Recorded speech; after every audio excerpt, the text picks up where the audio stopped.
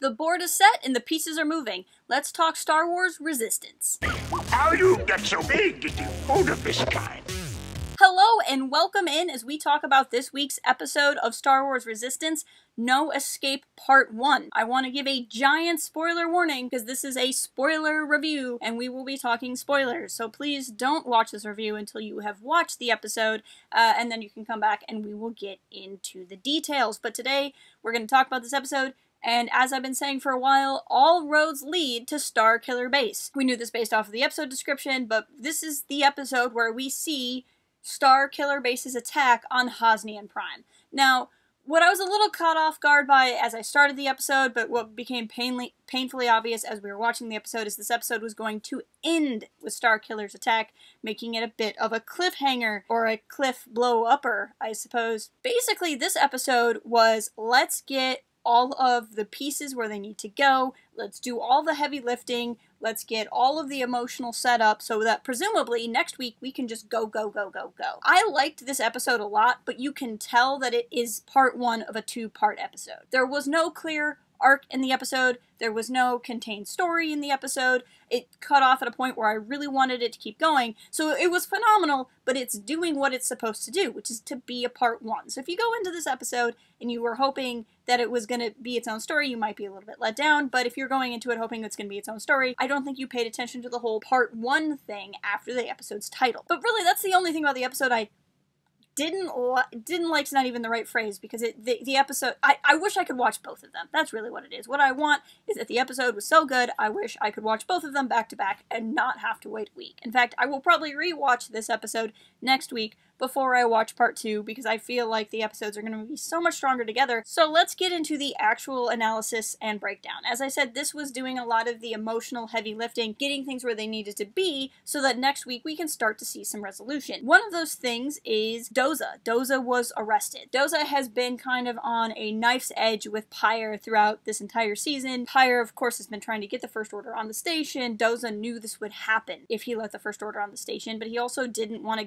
give up. But this is the week where Doza has finally had enough. Whether this is just simply because it's the season finale, or because Yeager's been arrested, or he has just simply had enough, it's hard to really say, but Doza is putting his foot down. He's going to Pyre and saying, nope, this is not cool, I don't like that you arrested Yeager, I don't like that you're going after all of these people, and he's trying to make his last play to stop him, which, albeit is not really much of one, and he gets himself arrested. Of course, Tora is really smart. Maybe this was part of the plan the whole time. Maybe she was always supposed to be a backup in case this went south. But Tora was watching this exchange happen, and when she sees her father arrested, rather than freak out too much, she sends her pet Buggles off to find Kaz so that they can at least work together to kind of get Yeager and Tam and Doza all free. The big emotional point in this episode that I was so glad that we saw was there was a short exchange between Yeager and Tam, and I really hope that this exchange is simply the promise for something more and not the exchange we're going to get in of itself. But it was the classic, they're walking past each other in the hallway. In fact, I wouldn't put it past Tierney to have set this up intentionally so that they would happen to have bumped into each other, because it certainly rattled Tam.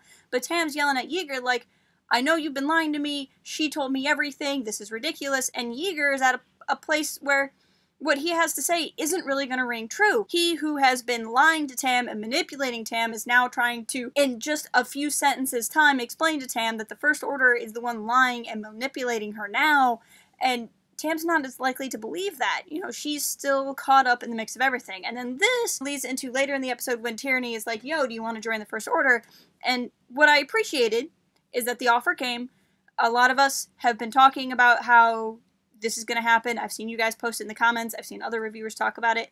You know, is Tam going to join the First Order? I appreciated that Tam did not immediately say yes after the offer. And I think it's interesting that we're going to see Tam's answer to this question after she presumably learns about Starkiller Base's attack on Hosnian Prime. Later on, of course, Tora and Kaz do ultimately find each other, so now at least Kaz is not completely alone. He's got somebody else who knows the station even better than he does, who is capable of going out and doing things. Of course, he already has Niku's help, but Niku is kind of being the guy in the chair, as it were, doing all of the stuff for Kaz. The kids from Tahar are helping him, so they kind of have this full team now, and at least Kaz doesn't have to run around by himself. Granted, CB-23 is there, but CB-23 would have even less experience with the station than Kaz does, so it's nice that he has somebody there who can help him. The other kind of big thing that was set up here is that the Colossus is a ship. The Colossus has a hyperdrive. The Colossus is not just a station that can float in the water, but it can also go to space. This is a theory I've seen circulated around quite a bit. My friends at Star Wars Reference have been talking about it quite a bit ever since this concept art came out, showing the Colossus's underwater shape and how it could very well be space-worthy. As it turns out, it is space-worthy. And then obviously the big thing is that Starkiller Base has attacked Hosnian Prime, which is really emotionally detrimental to Kaz. Despite being heart-wrenching, despite being definitely the most death we've seen in a piece of Star Wars animation, despite all of this, there were a lot of little fun moments that I really appreciated. We got to see 4D fight, the full amazing capacity that droid has. BB-9E fighting CB-23 was a lot of fun, kind of seeing those guys duel. I appreciated the underwater chase. That brought in a lot of intensity and at least showed Kaz being active, even though he wasn't really in a place where he could do a whole lot yet. It was fun to bump into Flix and Orca and see what they're up to. At one point, Tam is walking past Jace Rucklin and one of his friends. We see the old guy in the bar who thinks he's drunk because he keeps seeing, people swim by the windows. I also appreciated as Niku hit all the buttons because he didn't know what all the buttons do. He's trying to unlock doors and close doors and do all of this stuff, and he's tuning satellites and he's causing all this weird stuff to happen, doors to open and close, and that was just kind of a funny moment of Niku in his prime. Those little moments added some levity in some cases, added connections in other cases, that really just made the station feel full. Right? It made you feel connected. It really makes the station feel like it's a real space that exists and there's this actual community and environment there, and it added a lot. And something I really don't talk enough about in these reviews that I really should is that the art has been stunning. There's so many images that I love. One of them being the shot of Yeager in the hallway where he's kind of silhouetted. The underwater effects are amazing. The art, and especially the effects art of this series, has been really strong. The framing has been really strong. I've always been impressed that the show manages to show kind of a depth of field with things in and out of focus, where even if you're not a fan of the art style, and you either are or you're not, and that's fine if you are and fine if you're not, even if you don't like the style, I don't know how you could watch the show and say that the animation is objectively bad. And I'm blown away. I am floored every single time. I don't necessarily have a lot of analysis or character arcs to look at in this particular episode because, like I said, it's part 1 of 2, and we really need to look at the second part to kind of see where the full arc is going. Obviously, the biggest thing is Kaz witnesses his homeworld die. If you ask me, Kaz knew that he was watching Hosnian Prime be destroyed. He was asking CB-23 what the system was more out of shock, more out of disbelief.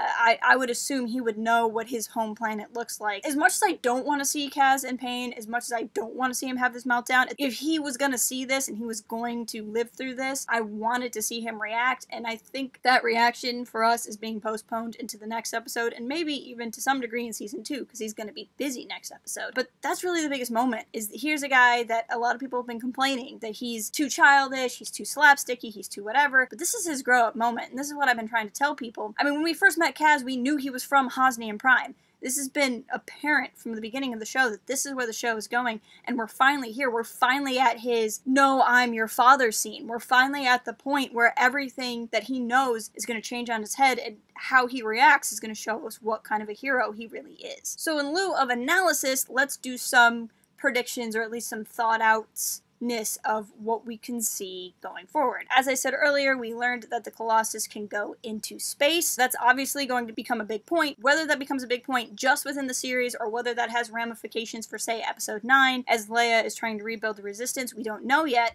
But just simply the Colossus going to space doesn't solve the problem. They're trying to figure out how to get rid of the First Order. Taking the Colossus to space doesn't get rid of the First Order. It doesn't get rid of Pyre. It doesn't solve their problem. So as much as I want to see this, and I'm excited to see this, I'm really excited to see how do they do this and get around the First Order. Basically, going to space is going to be taking the First Order to where there is more people from the First Order.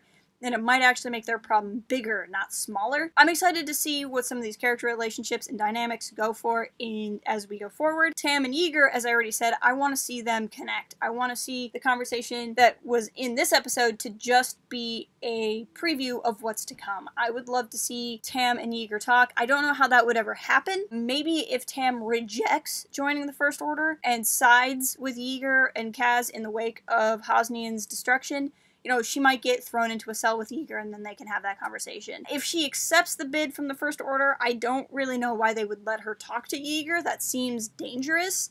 So I don't think it would happen in that regard, but that doesn't mean it couldn't happen in some other way, or that Yeager couldn't escape and then find his way to Tam. Which takes me to Yeager and Doza. Leaving those two together is a dangerous move on the part of the First Order. We've already seen them to be very proactive. I think that they might actually break themselves out before Kaz and Tora can get to them, and maybe as a result find Tam. Also with Yeager and Doza, I think it's kind of important to realize we're getting to the end of the season. We just saw Hosnian Prime destroyed. Even though we've had a lot of almost deaths, but not actual deaths with characters, I think that we're going to see an actual loss of a character here soon. I don't know that for a fact, it's pure speculation, but I think if we do, it's going to be Yeager or Doza. I don't think it's going to be Yeager because that would be kind of a strange move. Right now, Kaz is going to be completely without a mentor if we lose Yeager, because Poe is going to be in The Force Awakens and in The Last Jedi. He's not going to necessarily have time to take Kaz under his wing. To lose Yeager would really leave Kaz with no one. And maybe that's more reason why it'll be Yeager. I don't know. But it's what really makes me feel like it's going to be Doza, especially because Doza dying would create a connection between Kaz and Tora as a friendship, because Kaz thinks, and I'll get to that in a moment, thinks that he lost his father. Tora will have lost her father, and they can kind of bond over that. But I could be completely wrong, and maybe no one's going to die. I don't really know. If you've been watching my reviews with any kind of regularity, you know that I think Kaz's dad is a First Order sympathizer, that he's a centrist, that he's a bad guy. I don't think he was on Hosnian Prime when it was destroyed. I have no evidence for that. That is just pure speculation. I think the fact that they brought up Kaz's dad again is more of a sign to that. The show's MO, the way the show has always been, if we mention something, you're going to see it again later. It's a show that really utilizes the idea of Chekhov's gun. If we talk about it, it's going to become an element. Now, yes, Kaz saying, oh, my dad is a senator on Hosnian Prime, was also just to remind the audience that he's from Hosnian Prime, in case you didn't know that, so that you would get why it's a big deal at the end of the episode.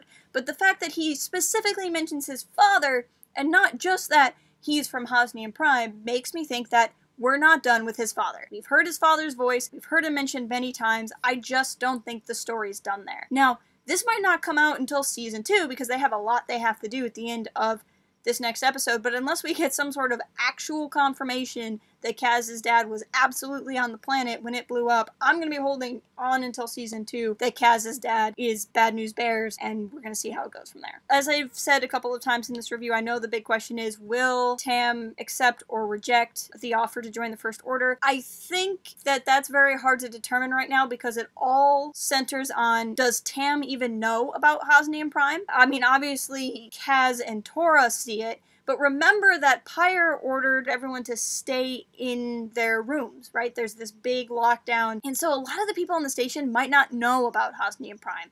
They might have known that they were going to broadcast it for all the stormtroopers on the station, but wanted everyone to stay in their rooms so that they didn't see it. It's possible that Tam won't see Hosnian Prime. If she doesn't see that Hosnian Prime's been destroyed, I think it's really likely that she's going to take the offer to join the First Order.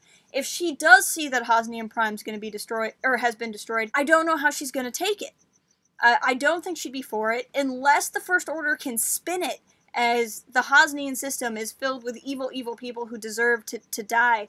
I don't know that that's really going to help Tam join them. I think it would make her less likely to join them, because Tam likes the First Order because she likes order, she likes protection, she likes being safe from bullies, and if she sees that the First Order is a giant bully, I think that's gonna change her mind. I can't really predict. I can only say that this is what I think will happen in one circumstance, or what I think will happen in a different circumstance. It depends on what circumstance the show decides to follow. I also have to say that I really enjoyed the music this week. It felt like they were doing a variation on the Avengers theme, and that might just be because I have Captain Marvel on the brain, having already seen that movie twice this weekend. That's an element that I don't really talk about much that I really appreciated, is it the music was really carrying a lot of emotion in this episode. Like I said, this episode is doing a lot of the heavy lifting. I expect next week to be constant, non-stop, emotional and plot beats, left and right, no more time doing anything other than just conveying what's going to happen. So I'm so excited for next week. I'm so excited and yet nervous